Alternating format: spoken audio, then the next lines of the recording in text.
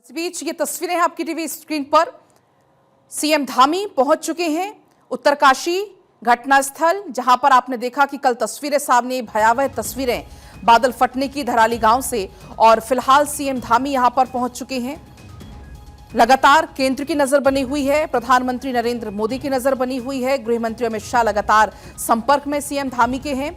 और ऐसे में आप तस्वीरें देखिए जहां पर, हालांकि आप तस्वीरों में देख पाएंगे कि मौसम अभी भी वहां पर साथ नहीं दे रहा, मौसम अनुकूल अभी भी नहीं है। और वजह यही है कि रेस्क्यू ऑपरेशन चलाने में बहुत ज्यादा परेशानी का सामना करना पड़ रहा है। एक्सक्लूसिव तस्वीर भारत 24 आपको सबसे पहले दिखा रहा है। ये घटनास्थल की तस्वीरें हैं।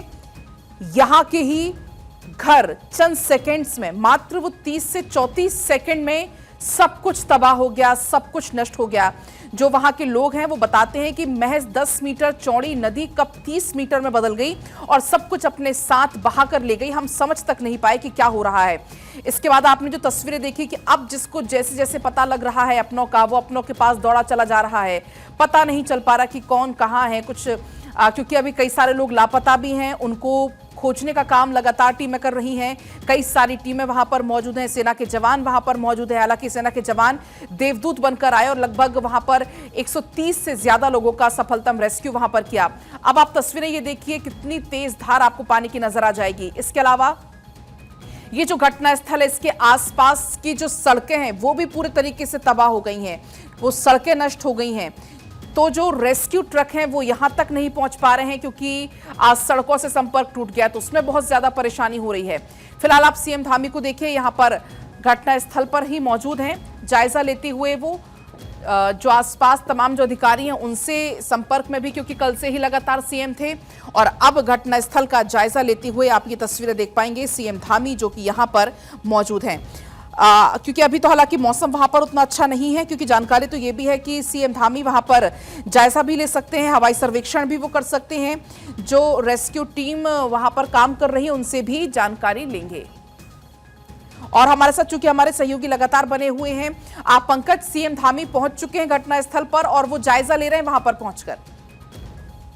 मुख्यमंत्री पुष्कर सिंह धामी कल से ही लगातार इस पूरे जो आपदा आई थी उसकी अपडेट ले रहे हैं। आंध्र प्रदेश का दौरा करके वो देहरादून पहुंचे थे और देहरादून में राज्य आपातकालीन परिचालन केंद्र पहुंचे। वहां से उन्होंने लगातार इस मामले की मॉनिटरिंग की।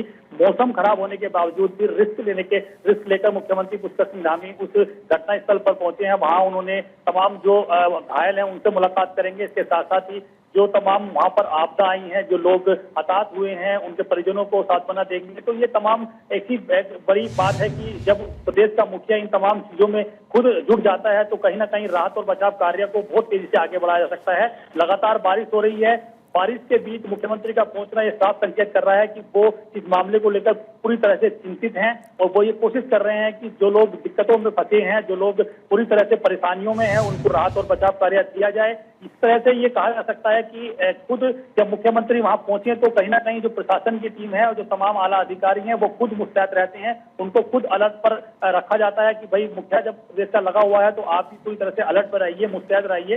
मुख्यमंत्री उन लोगों से मुलाकात करेंगे जो वहां हताहत हुए हैं। इसके अलावा देखिए कई गांव के लोगों से हमारी बात हुई है जिनके परिजन वहां मौके पर मौजूद थे।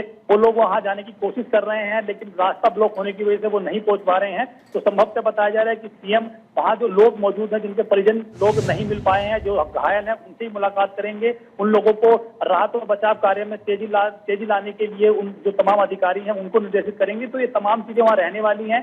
मौसम खराब होने के बाद सीएम पहुंचे हैं तो निश्चित तौर पर अब राहत और बचाव कार्य में और तेजी आएगी आगे। क्योंकि पंकज, ऐसे परिवार जिनका सब कुछ खत्म हो गया, उनके अपने नहीं मिल पा रहे, उनका आशियाना, जीवन भर की पूंजी, कुछ उनके पास नहीं है, लेकिन जब प्रदेश का मुखिया अगर उनके साथ है तो एक उनको ढांढस बंधता है, उनको एक हिम्मत मिलती है कि हाँ सब कुछ ठीक हो जाएगा, जो हमारे अपने हैं वो हमें मिल जाएंगे क्योंकि प्रदेश का मुखिया हमारे साथ है।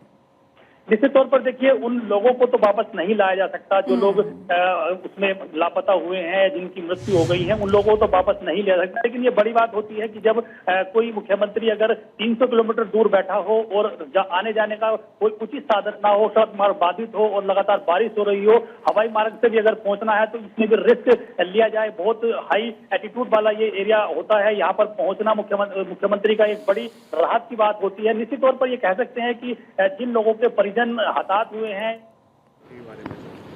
अभी जो हमारा कल धराली की आपदा आई है, उस आपदा में सभी एजेंसियां हमारी वहां पर काम कर रही है। सेना के लोग भी काम कर रहे हैं बचाव और राहत के काम में। आईटीबीपी भी लगी है, एनडीआरएफ, एसडीआरएफ और स्थानीय लोग, सभी लोग आगे आकर, हमारे जनप्रतिनिधि भी, सभी लोग बचाव के काम में लगे हैं।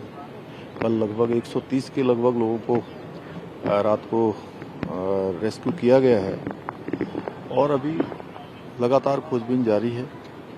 रास्ते में चूंकि काफ़ी ज़्यादा मौसम खराब होने के कारण से अनेक स्थानों पर मार्गों का जो संपर्क है वो कट गया है और कुछ पुल भी जो है क्षतिग्रस्त हो गए हैं। उसके कारण से वहाँ पर पहुँचना भी मुश्किल हो रहा है, लेकिन उसके बावजूद भी सभी एजेंसियां, सभी लोग जो वहाँ पर पहुँच गए हैं, रेस्क्यू के काम में लगे हैं। हमने राज्य के स्तर पर भी 10 डिप्टी एसपी, 3 एसपी और लगभग 160 पुलिसकर्मी भी इस काम में लगाए हैं जो राहत और बचाव के काम को करेंगे। इसी प्रकार से आपदा राहत का जो परिचालन केंद्र है देहरादून का, वो 24 घंटे काम कर रहा है, 24 घंटे समन्वय बना रहा है। वहाँ से 3 वरिष्ठ अधिकारी भी इस आपदा के लिए डिप्यूट किए गए हैं, जो यहाँ पर पहले अपनी सेवा देकर गए हैं डीएम के रूप में या अन्य किसी जिम्मेदारी पर यहाँ पर रहे हैं। गृह सचिव श्री शैलेश बगोली को पूरे 24 घंटे के लिए आपदा परिचालन केंद्र का वहाँ पर समन्वय का काम उनके पास है। वो सभी से बात कर रहे हैं, सभी एजेंसियों से, सभी प्रकार की आपदा प्रबंधन जो हमारा डिपार्टमेंट है, वो सभी प्रकार के जो नए इक्विपमेंट्स हैं उनको उपलब्ध कराने का काम कर रहा है। सेना के हेलीकॉप्टर भी तैनात हैं। जैसे ही ये जो मौसम ठीक होता है तो वो सेना के हेलीकॉप्टरों से भी रेस्क्यू अभियान किया जाएगा। भोजन पैकेट इत्यादि बनाए गए हैं, भोजन सामग्री की कमी न हो। डॉक्टरों की टीम भी बनाई गई है। इसके साथ साथ खाद्य विभाग भी पूरी तरह से एक्टिवेट है। बिजली की जो सप्लाई है, कल पूरी तरह से वो लाइनें क्षतिग्रस्त हो गई थी। बिजली को फिर से रिस्टोर करने का काम तेजी से चल रहा है, नई केबल डालकर, क्योंकि मौसम बड़ी चुनौती वहाँ पर बना हुआ है। जल्दी ही जो है बिजली चालू हो जाएगी तो वहाँ पर जो अभी टावर काम नहीं कर पा रहा है, मोबाइल इत्यादि उस टावर से नहीं कर पा रहे। मैंने वहाँ के 3-4 ग्रामीणों से बात की है, वहाँ के जिला पंचायत सदस्य हैं, अन्य लोग हैं। उन्होंने बताया है कि वो सभी से संपर्क स्थापित करने का प्रयास कर रहे हैं। हमारा हर संभव प्रयास है कि सभी को जो है सुरक्षित निकाला जाए। एक एक जान हमारे लिए बहुत कीमती है।